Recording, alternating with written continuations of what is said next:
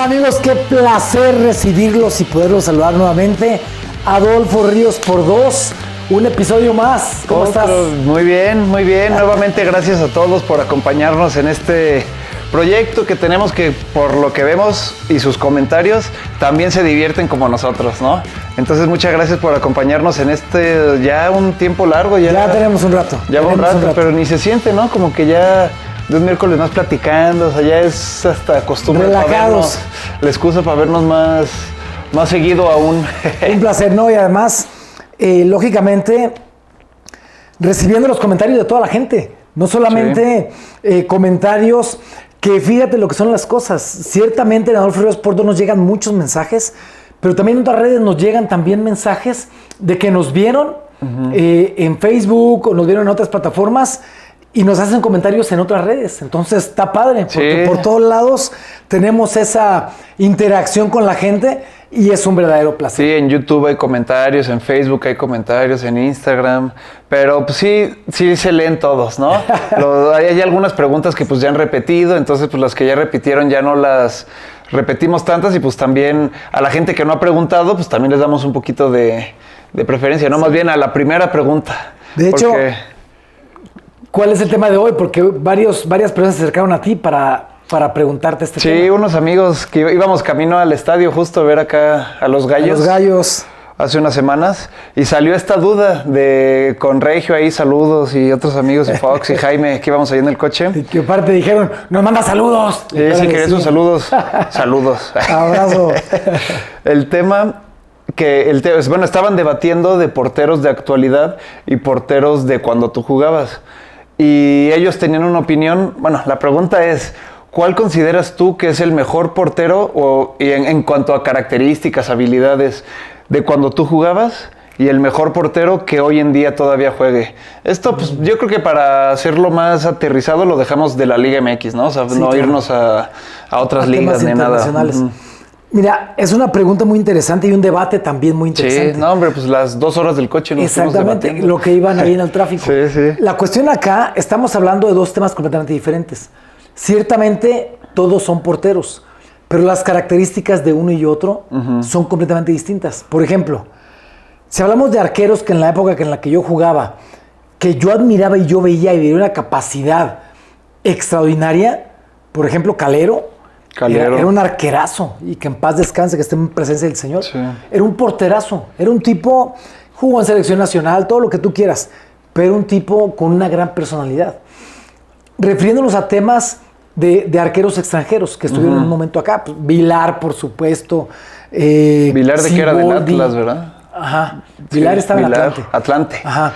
El Atlante. Y sí, después también Siboldi, que fue de Atlas, precisamente que estás comentando, después fue por también de Tigres, que descendió y alcanzó el ascenso nuevamente con Tigres. Pero estoy hablando de arqueros entre la situación, por ejemplo, de Calero y la situación de Siboldi, eran muy similares porque eran muy altos. Entonces eran arqueros muy altos. Entonces tenían una gran calidad, pero si tú ponías a otros arqueros, por ejemplo, como Vilar, como el Conejo Pérez, como Jorge Campos, ya eran arqueros que no eran tan altos, pero que en la situación de desempeño técnico y táctico y la situación de potencia de piernas, sí hace una diferencia. Sí, claro, pues eso como dices, ¿no? Ya lo platicamos en un episodio que justo salió por la pregunta de qué tanta ventaja o desventaja te da ser un portero alto, ¿no? Que como dijimos ese episodio, pues tiene sus pros y sus contras, ¿no? Pues para las de arriba obviamente ayuda a ser alto, para las de abajo obviamente ayuda a no estar tan alto. Parecería, O sea, de verdad parecería. De repente parecería que un arquero alto, por la altura que tiene y alcance que tiene, va a hacer su juego aéreo mucho más fácil, pero no es así. O sea, porque regularmente en la portería, cuando achica un portero que es muy alto, dime, ¿qué es lo que hace de una manera instintiva? Casi ir de rodillas. Sí. O sea, bajar todo su vértice para que después, si el balón va muy en el piso, muy raso, tratar de llegar o tratar de con las piernas extender para poder llegar. Y eso hace que todo el peso de su cuerpo esté tan abajo que después no alcanzan a reaccionar por un balón como resorte de ahí para saltar, ¿cómo no? O sea, bueno, para los que tenemos potencia. La potencia de piernas. Sí. Pero, por ejemplo, te digo que había arqueros, por ejemplo, como lo que estoy mencionando, Calero, que era muy alto, pero tenía una potencia de piernas muy, muy, muy buena, ¿no? Sí. Para su altura no era un arquero que le costara ir abajo. Entonces, a la pregunta, lógicamente, de los porteros que en aquel entonces, Osvaldo Sánchez también, que tuvo también su época muy buena, no solamente con selecciones, sino en los equipos, una historia prácticamente futbolística. Entonces, los que de alguna manera teníamos la posibilidad de tener una trayectoria durante muchos años, vino un portero también, Rabaida, que era un portero uruguayo. Rabaida, él no me suena, él jugó en Puebla, era un portero también muy alto. O sea, te tocó jugar contra él y todo. Contra él me tocó. Entonces, otro tocayo, Adolfo Moriconi, que fue de portero de Monterrey. Fíjate lo que son las cosas. Han llegado muchos arqueros extranjeros en toda la historia de nuestro fútbol y muchos han dejado huella. Muchos incluso se han quedado acá en nuestro país. Néstor Verderi se quedó en nuestro país, fue mi entrenador después. Pero se ha dejado una escuela en donde los arqueros que vienen, ya sea de Uruguay o sea de Argentina, que son de donde principalmente, han venido grandes arqueros paraguayos, la Bomba Ruiz Díaz también, pero me refiero a que han dejado escuela. Y esa escuela como que se ha hecho una cuestión de combo para el estilo de los mexicanos, de los porteros mexicanos. Porque no ha sido sencillo, pero sí ha dado un conocimiento bueno para que el estilo de los porteros mexicanos no solamente tenga aprendizaje de los argentinos, de los uruguayos, de los paraguayos, de los colombianos, sino que también lo asuma al estilo mexicano. Oye, y por ejemplo, hablando de estas tendencias que dices que dejaron porteros extranjeros, y ya mencionaste algunos que ya ahorita regresamos, pues tal vez a ver cuál crees que mira, hasta por logros, o sea, ¿cuál fue el que más logró, no? O sea, el que más pues campeonatos tuvo, que más premios, no sé. Pero mi duda ahora también es, ¿qué características crees tú que son las más notorias de los porteros de tu época a los porteros de hoy en día?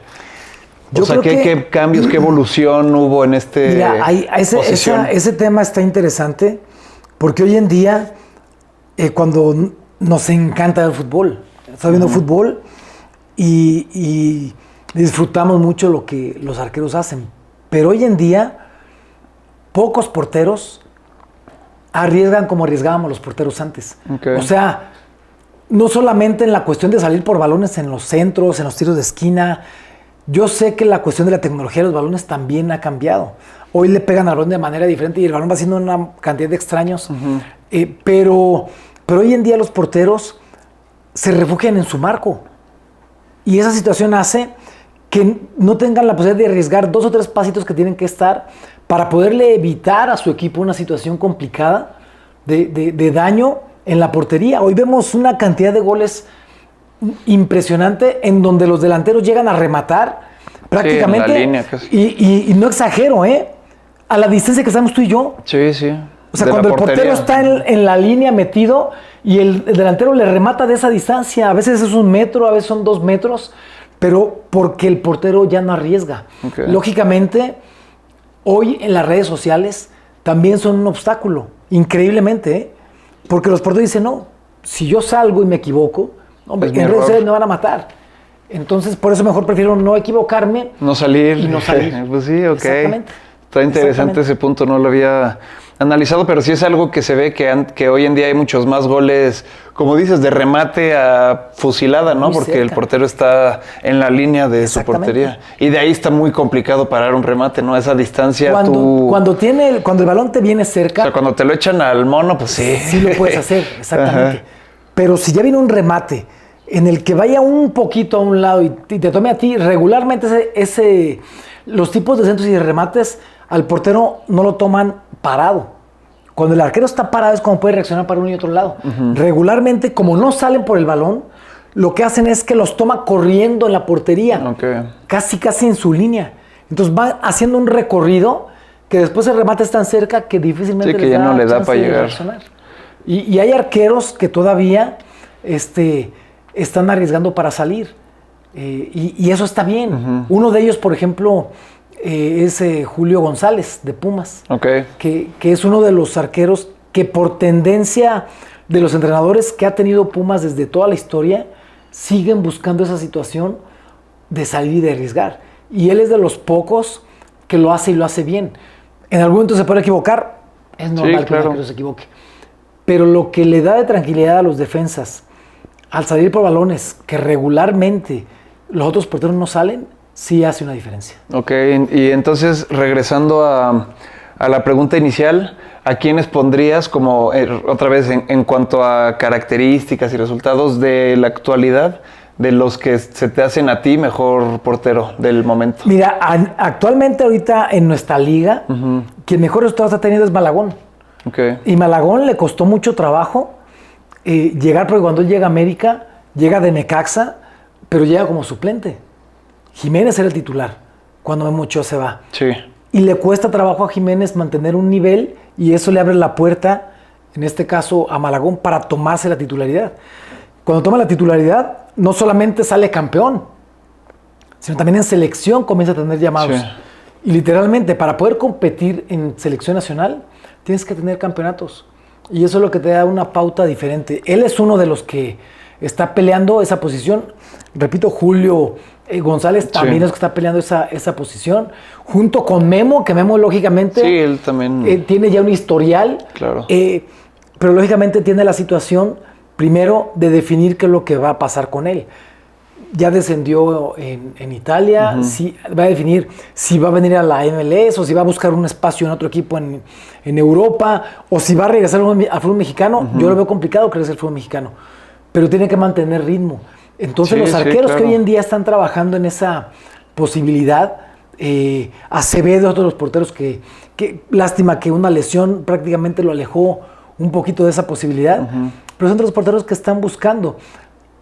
Y la gran diferencia que había entonces cuando nosotros jugábamos a la que hay ahora es que ahora hay mucho más porteros extranjeros. Okay. Entonces por eso es que la competencia para llegar a una selección nacional es muy complicada, pero las opciones están más limitadas. ¿A qué me refiero? A que hoy hablas de que hay 3 o 4 porteros seleccionables mexicanos. Sí, que Ochoa sigue siendo uno de esos, ¿no? Exactamente. Y antes había 8 porteros que estaban en un nivel para buscar una posibilidad en selección nacional. O sea, el doble de lo que hay ahora. Sí, o sea, antes era más común que los extranjeros fueran más defensas, delanteros, que portero. Exactamente. Okay. Entonces, por eso hoy hay más porteros y eso te va cerrando algunas posibilidades, pero abre las mismas oportunidades ahora para los que son titulares.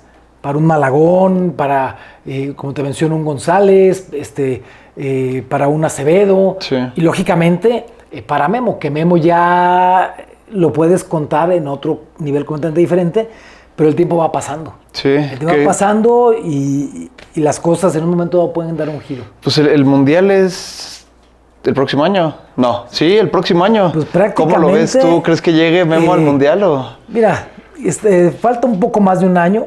Pues año, mesecitos, porque es en... Sí, son casi 2 años, o sea, los que... Es en junio, ¿no? Sí, pero estamos hablando del 22, que fue en Qatar, y entonces el 26... Ah, es hasta el 26, sí, cierto. Sí, el 26 ya es el siguiente, aunque, bueno, sí, año y medio. Aunque a diferencia, por ejemplo, de Qatar, que fue en diciembre... Sí, este es en verano. Este es en junio, julio. Sí. Entonces sí se acorta más la situación de que terminó uno y empieza entonces como año y medio. Entonces en un año y medio pueden pasar muchas cosas. Pero que en año y medio el Mundial, pero en un año ya empieza el tema de definir quiénes van a ser la selección que va al Mundial, ¿no? O sea, las eliminatorias, todo. Sí, bueno, que nosotros no nos eliminen, pero se juega, ¿no? Para ver qué pero traen. Vienen temas difíciles también en la situación de saber, en este caso, el Jimmy, ¿a quién va a meter? Okay. O sea, mucha gente dice, no, es que el titular tiene que ser Pues sí, pero cada vez que viene Memo y que de ninguna manera se va a discutir si mantiene un nivel, que él es el que tendría que estar como titular. Pero ¿cómo le vas a abrir tú la puerta a lo que pasó en un partido de Memo que se lastimó el hombro? Y que de repente decías, híjole, y que entra Malagón, ¿y ahora quién va a competir? Sí. La competencia tiene que darse en selección nacional, en los partidos en los que Memo tenga que participar a lo mejor en un partido, pero que les dé la posibilidad al técnico de participar a los demás. Porque claro, es muy diferente ganarte un puesto cuando se lastima un portero a ganarte un puesto con la situación que determina tener la oportunidad de representar un partido con selección nacional. Sí, Entonces, sí hay muchos temas y más o menos yéndonos a una situación para aterrizar la pregunta de tus cuates, Sí. De decir, en la época en la que a mí me tocaba jugar, para mí, ¿quién era el mejor arquero? Si nos vamos a un tema de extranjeros, Calero sería para mí el mejor en ese sentido. Y si vamos a temas nacionales en los que nos tocó enfrentar y cómo nos tocó jugar, Jorge Campos. Ok. Sí, el Campos también. Oye, y en cuanto a Campos, ¿cuántos títulos tuvo? Sí tuvo, ¿no? Tuvo México. títulos, tuvo 3 mundiales. Ajá. Entonces, sí salió campeón. Incluso por ahí hasta se coló a ser campeón. Te digo porque ya cuando él estaba en Cruz Azul, por ejemplo, en aquellos ayeres, me parece que le toca un campeonato, pero el que era titular ya era el Conejo Pérez. Ok, pero él sigue ahí. Entonces él estaba ahí en la banca. Sí, o sea, y salió a celebrar. Claro. Entonces le tocó. De los actuales, lógicamente en una situación de... Y lo voy a poner en un tema sin historial. Sí. O sea, porque en un De tema ver al historial jugador. Memo Sí, estaría claro. por encima. Sí, también por años, ¿no? Pero en ese tema sí creo que por lo que sigue consiguiendo estar en la liga donde está, Memo sin duda es de lo mejor que hay en el tema nacional, junto con Malagón y con González en este momento. Ok. Si me dices tú, oye, en este momento para ti, ¿quién es con lo que está haciendo dentro de la cancha el mejor? Malagón. Ok.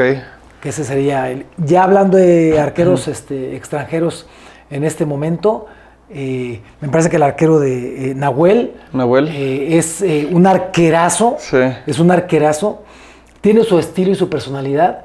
Para mucha gente que lo podrá criticar y todo lo que quieras, pero eso no le quita el talento. El ¿no? talento y los el resultados. gran arquero que es. Sí, claro, ¿no? A fin de cuentas, como hemos dicho muchas veces, pues una cosa es lo que hacen en la cancha y otra cosa pues es la que hacen en sus vidas, ¿no? Y otra cosa, las locuras de la banca y pues así. Dicen los porteros tan locos, pues una vez más está confirmado. Uno saca más los destellos, pero sí. Sí. Pues mira, estuvo bien interesante todo lo que se platicó.